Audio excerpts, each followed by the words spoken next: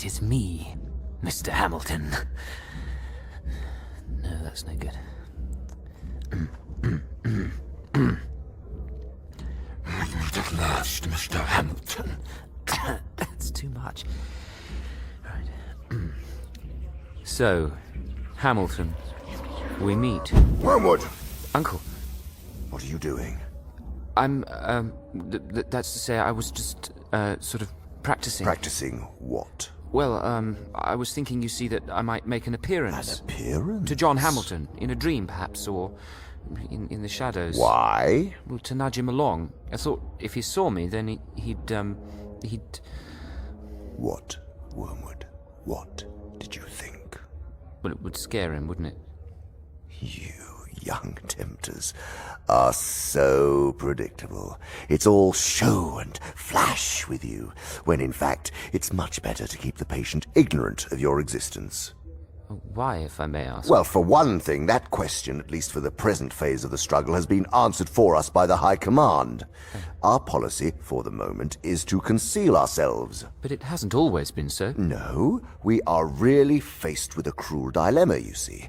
When the humans disbelieve in our existence, we lose all the pleasing results of direct terrorism.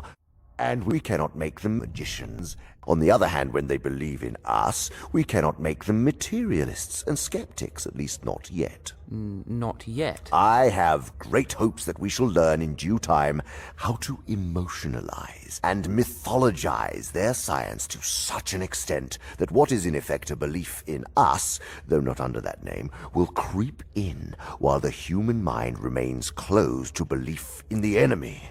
How could we accomplish such a thing? There are many different ways.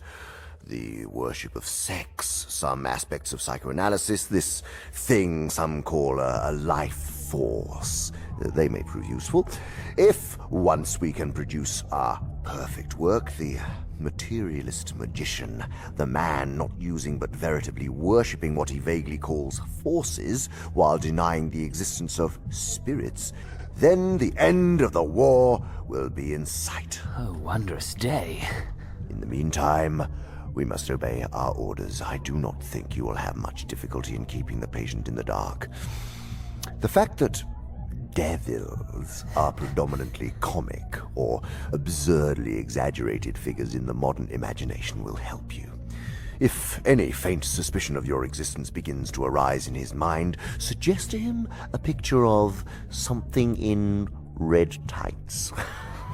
And persuade him that since he cannot believe in that, it is an old textbook method of confusing them, he therefore cannot believe in you. Are you, finished with your silly theatrics? Yes, Uncle. Good.